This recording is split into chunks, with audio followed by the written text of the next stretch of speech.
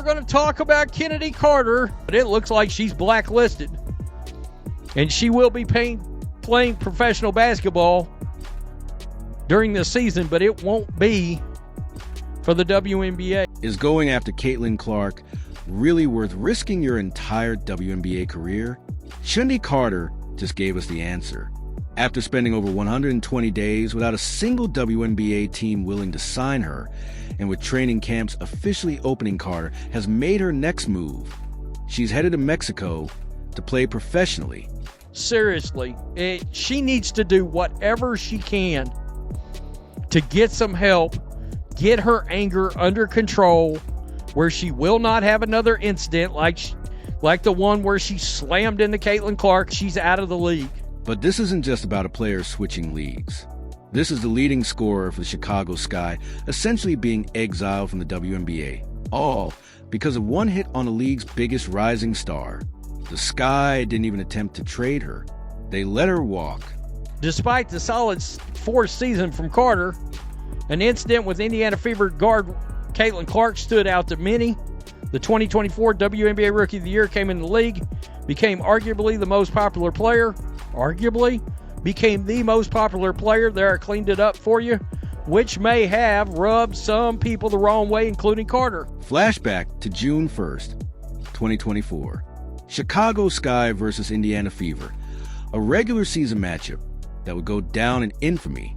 The game stayed close, ultimately ending in a 71-70 win for Indiana. Tensions were already simmering, and then it happened. And Clark. I mean, that's clearly a foul, which was called. The question is, will they call it unnecessary? Chennedy Carter. After a Sky basket, the players transitioned to the other end. Nothing seemed out of the ordinary until Carter and Clark briefly crossed paths. What followed wasn't basketball. It was personal. Carter suddenly veered off her route and delivered a hard hip check, sending the rookie crashing to the floor. And let's not forget Angel Reese, caught on camera celebrating the hit from the sidelines. So she was signed to the Chicago Sky with Teresa Weatherspoon, with Angel Reese, with Camila Cardoso, and, the rest of the folks. And then we get to the body check. This was originally ruled an away from the ball foul, but it was obviously a flagrant foul. It really upset a lot of people, which really escalated the issue. And it was really just poor sportsmanship on Kennedy's part. This wasn't a typical foul. It was a calculated blow that shocked the entire arena. Commentators went from analyzing the game to gasping. What was that? Officials called a personal foul, but after review, it was upgraded to a flagrant, confirming the hit was non-basketball and potentially dangerous. It's one thing pushing Caitlin Clark, and it's another thing blindsiding her.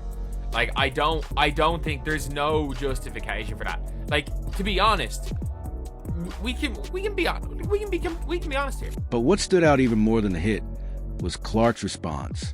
No retaliation, no dramatics. She got up, kept her cool, and kept playing. While Carter escalated, Clark de-escalated, showing poise beyond her years. This stark contrast fueled a national conversation. Was this about Clark being a rookie?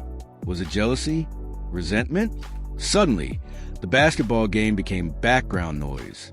Something's got to wake her up, too. Something's got to wake her up and say, man, I could be in the WNBA right now, starting on a team, being their leading scorer. I've got to get my temper and my head under control. I got to figure it out somehow. What nobody realized in that 5-second moment was that it would end Carter's WNBA career. It wasn't just a bad decision. It was the beginning of her professional collapse.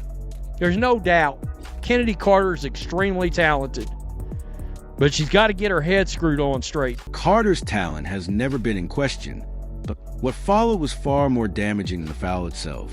She had a chance, in front of cameras, in a press conference, to own the moment or even show a little remorse. Did she knock Caitlin Clark to the floor? We all saw it, a flagrant foul. And many people, including myself, thought it was borderline assault. It was awful. Instead, with the world watching, she gave a cold 7-word answer. I ain't answering no Caitlin Clark questions. And then Kennedy just wanted to give you an opportunity to talk about that moment between you and Caitlin. What was that play, what was said, and kind of what it led to. Next question. Got any play before Caitlin? It seemed like she turned to you a little bit. Yeah. After I ain't answering no Caitlin Clark questions. Did she say anything to you? I don't know what she said. What'd you say to her? I didn't say anything. That's enough. We're good. She's good. Those words spread like wildfire. Even analysts who tried to downplay the hit couldn't excuse her attitude. She turned a momentary controversy into a full-blown character crisis. Yeah, I wasn't expecting it, but I think it's just like, just respond, calm down, let your play do the talking. It is what it is. It's a physical game. Go make the free throw and then execute on offense, and I feel like that's kind of what we did, but you know, it is what it is, I guess. I don't know. What makes Carter's response even more damaging is how it contrasted with Clark's own handling of the situation. While Carter dodged responsibility, Clark told reporters, "Basketball's competitive. I get it. Emotions get the best of you. It happened to me too." One player demonstrated maturity and understanding. The other showed a startling lack of accountability that left league executives whispering. And there has not been a peep about anywhere that she could be landing in this free agency. So a lot of people, including myself, are wondering, is she worth the risk now? Meanwhile, Clark gave a thoughtful, composed take. Basketball's competitive. I get it. Emotions run high. It's happened to me too. The difference in maturity couldn't have been more clear. One player embraced the moment. The other ran from it. I mean, she can score. She can score with the lights out. I mean, she can. She's pure offense, a pure shooting guard, scoring guard, an instant offense.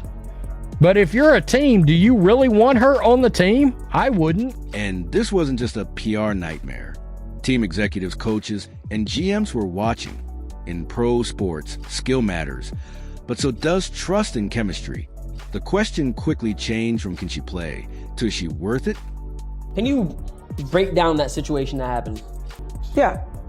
So, in basketball a little bit, there's things called talking, what you like to call smack or whatever everybody likes to call it. Yeah. Plays before things are said, you know, that's a part of basketball. Inside the Sky locker room, Carter's refusal to take accountability caused serious friction. It became clear her presence was a disruption. Chicago chose team unity over scoring stats, letting their leading scorer walk in free agency. One GM even said, "We won't touch her, not even with a 10-foot pole." I think a play before, maybe I was elbowed. Okay, that happens. Think the next play down, maybe something was said. And then maybe there was like a little clip of somebody like yelling in my face. And then we go down the court. Then I hit like a little bucket, you feel me? Come down, hit like a little nice little mid-range pull-up. And then I just like, you know, just give her like a little like, I'm here. Like, you know, I don't think it was, you know what's crazy? Me and my brother went back and watched, and we seen a lot of clips in the NBA of guys getting like pushing LeBron. Like, I think it was Jeff Teague or somebody who like pushed LeBron out of bounds, like said, man, I was mad because like we couldn't stop him. Carter stayed silent for nearly a year until now. In a recent interview with controversial podcaster Neon, she finally broke her silence. Her explanation? It was just a light tap. So I'm just like, it's like one of those things, like it happens in basketball. I know people try to say, oh, it's not one of those things. It's not a personal thing, it's a competitive thing. It happens in basketball, and like it's just one of those things. But like, yeah, it's kind of what happened. Then it spiraled out of control. And then the media takes whatever narrative they want to put you out. watch every game, every single game, to see if you can find any deflects in my game, and like it's really nothing that you probably could say too much about. So then you have trolls, and that's why I said they're gonna be around regardless. But yeah, it was just like a nice little like tap, like I'm here, not to like harm you or anything. You know, if you want to push somebody, you're gonna like full force. A light tap? Anyone who's watched the replay knows it wasn't accidental. It was targeted, deliberate, trying to rewrite history. Now only makes things worse. I mean, that happens, man. Like, it's one of those things. I'm a great player, she's a great player. It looks a certain way. Everybody's gonna have their views on it. But my personal view is, you know, I don't have anything against her. She's a great player, and so am I. And I got buckets all that season. You know what I'm saying? So just one of those things that, I love it though. They think I hate it. I love it. I love when it gets riled up and juicy like that. You feed off of like what people say and shit, and it makes you more motivated. Oh yeah, that's what I'm telling you. Oh yeah, I love the hate. I love that. Yeah. Oh yeah. Why speak now? Simple. Her career options are drying up. This half-hearted damage control didn't change minds. If anything, it confirmed what many already believed. Carter refuses to own up. She did. She stopped and went through. Like, oh. Like, that is not... We've watched the clip. There is no way that we're letting this happen. Like, saying that it was nothing. Like this is not just a tap. And that's what makes this story so frustrating. She's really good. 17.5 points per game last season, a career high. By talent alone, she should be in demand. Instead, she's been labeled radioactive. This is crazy, and this changes everything, because all this time we've been waiting on Chennedy Carter to take responsibility for what she did to Caitlin Clark. It shows me, I ain't even got to watch all this footage right here, but I am going to look at it. But it's showing me right now that she still is not taking responsibility for her actions. She's finna blame this whole situation on Caitlin Clark supposedly talking smack to her. Because in the WNBA, especially in the women's game, chemistry matters. Carter didn't just burn a bridge. She lit the whole thing on fire and watched it collapse. Atlanta Dream did suspend her in the middle of the sophomore season, basically saying she was a detriment to the team and the team culture. So then the Atlanta Dream decided to trade her to the Sparks, the Los Angeles Sparks. This wasn't her first red flag either. Back in 2021 with the Atlanta Dream, Carter was suspended mid-season for conduct detrimental to the team. That wasn't a minor offense. It was serious. The kind that echoes across the league. I mean, good luck. Good luck. I don't know who's going to take her. I don't know what teams are going to take her. No, I don't think she's going to the Indiana Fever. I mean, yeah, bring her in after what happened. I don't think so. She then moved to the LA Sparks. Same pattern. More reports of poor conduct. Less playing time. More concerns. During the 2024 WNBA season, guard Chennedy Carter emerged as a key player for the Chicago Sky, leading the team in scoring with 17.5 points per game, a career high. She would still be probably their best pure offensive weapon if she was still on that team. Now, there's a world where Camila Cardoso, and I've said this, will be their best player this year, provided they allow her to ball, or provided Angel Reese gets the hell out of the way, one of the two. By the time she arrived in Chicago, the whispers had turned into alarm bells. Even after averaging 14.6 points on nearly 47% shooting across her career, teams didn't want her. One executive called her radioactive. Fast forward to Friday, Carter, who saw her one-year deal with the Sky come to an end, has yet to sign with the WNBA team. With training camp right around the corner, Carter has elected to join a different league as she awaits another shot at the WNBA. Chennedy Carter has taken her talents to the Mexican, and I'm not even trying to pronounce that, the LMBPF. Long story short, it's in Mexico, and it looks like a women's Mexican basketball league, professional basketball league. After more than 120 days of free agency without a contract offer, Carter's WNBA exit is now official. She signed with Adelitas de Chihuahua of Mexico's female basketball league, essentially signaling the end of her time in the world's premier women's basketball league. The Mexican team proudly announced her signing on Instagram, highlighting her achievements and welcoming her to their roster. She's joining a women's basketball league in Mexico. The WNBA thing looks like a wrap for her for now. And in case you're wondering, she averaged 17.5 points a game last year and literally shot 50% from the field for the Chicago Sky. And she's 26 years old. I get it. I mean, she's got to lay in the bed she made. The biggest sign of all, after her best season yet, Chicago still didn't extend a qualifying offer. They let their top scorer leave for nothing, and not one of the league's other 11 teams stepped up. This wasn't about skill.